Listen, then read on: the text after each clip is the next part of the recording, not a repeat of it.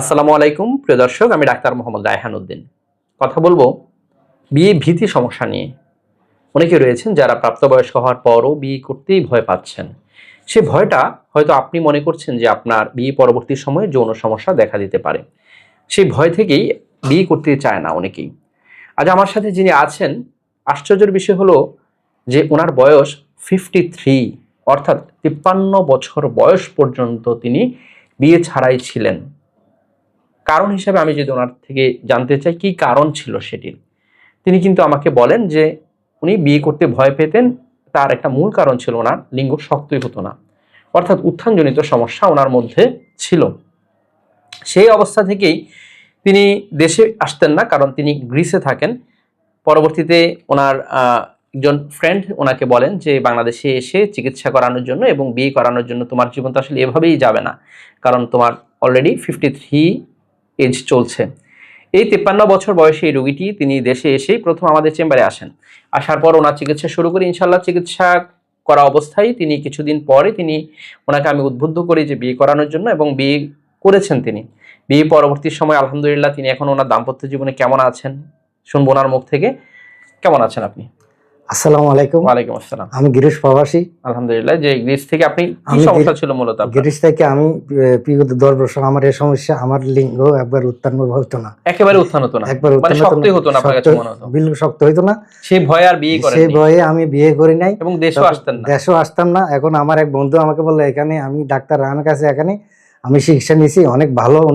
উনি আমাকে অ্যাড্রেস দিয়েছে। আমি তখন গ্রিস থেকে আসার পরে একদিন পরে আপনার মানে গ্রিস থেকে এসে একদিন পরে আপনি এখানে চলে এসেছিলেন এবং চিকিৎসা শুরু করি। চিকিৎসা করার পর আমরা এর মধ্যে আপনার অনিয়ন্ত্রিত ডায়াবেটিস পেয়েছিলাম, অর্থাৎ অনিয়ন্ত্রিত ডায়াবেটিস ছিল, ওনার থাইরয়েডের সমস্যা পেয়েছি আমি, এবং ওনার যে টেস্টোস্টেরন হরমোন সেটা কম পেয়েছি, তো অনেকগুলো সমস্যাও পেয়েছি, এবং পাশাপাশি ওনার হচ্ছে কিডনি লেভেলটা একটু বেশি পেয়েছি, অর্থাৎ কয়েকটি সমস্যা কিন্তু আমরা পেয়েছি। কারণ হচ্ছে ওনার যে অনিয়ন্ত্রিত ডায়াবেটিস ছিল সেটি থেকে ওনার ক্রিয়েটিনিন লেভেলটাও কিন্তু বেড়ে গিয়েছিল। এর মধ্যে ওনার বয়সটা কিন্তু 53। সো এই বয়সে ওনার এবং ওনার হাইপারটেনসিভ পেশেন্ট, অর্থাৎ সবকিছু মিলিয়ে কিন্তু ওনার এই যে হরমোন লেভেল থেকে শুরু করে ওনার ডায়াবেটিস থেকে শুরু করে ওনার থাইরয়েডের সমস্যা থেকে শুরু করে সবই আসলে অনিয়ন্ত্রিত ছিল। এবং আলহামদুলিল্লাহ পরবর্তীতে চিকিৎসার মাধ্যমে ওনার থাইরয়েড কন্ট্রোল এসেছে, ডায়াবেটিসও তো নিয়ন্ত্রণ এসেছে, তাই না? জি জি, ডায়াবেটিস সবকিছু নিয়ন্ত্রণ এসেছে, প্রেসারও ভালো আছে এখন। আমার বয়স অ্যাকচুয়ালি আমার বয়স 55 বছর, 55, অর্থাৎ 55। এখন আমি এখন ভালো আছি ইনশাআল্লাহ। আপনি যখন আমার ওষুধ খাওয়ার পর থেকে বিয়ে করেছেন, তো বিয়ে পরবর্তীতে আপনি আমাকে বলছেন, আমি বলছি স্যার বিয়ে করবো, আপনি বলেন হ্যাঁ বিয়ে করতে পারেন। যখন বিয়ে করছি, এখন বিয়ে করার পরে এখন ভালো আছি, এবং আমি একদম আগে লিঙ্গ বিলকুল উত্থান হইতো না। এখন আমি অন্তত 10 মিনিট 12 মিনিট আমি মেলামেশা করতে পারি, 10-12 মিনিট পর্যন্ত এখন তিনি মেলামেশা করতে পারি। এবং আমার ওয়াইফে বলছে সবকিছু ঠিক আছে, ওকে সন্তুষ্ট আছে, আমার অনেক সন্তুষ্ট আছে আলহামদুলিল্লাহ। এই যে আপনি এখন আলহামদুলিল্লাহ ভালো আছেন, এবং এখানে আসার পর এমন কোনো ওষুধ তো খেতে হয়নি যে মিলনের পূর্বেই খেতে হবে, খাওয়ার পর মাথা ধরা, বুক ধরা? না না না, এই ধরনের কোনো কিছু হয় না। আপনার ওষুধে ইনশাআল্লাহ আমার সবকিছু সাকসেসফুল হয়েছে। নরমালি ওষুধ সেবন করে গেছেন, আপনি যে ওষুধ খাইছেন, আপনি পরীক্ষা দিয়েছেন, পরীক্ষা সব নিয়মিত ওষুধ খেয়ে সবকিছু কমপ্লিট করছি। এখন ইনশাআল্লাহ আমি দাম্পত্য জীবন ভালো আছি, আমার ওয়াইফও শান্তি আছে, আমিও শান্তি আছি।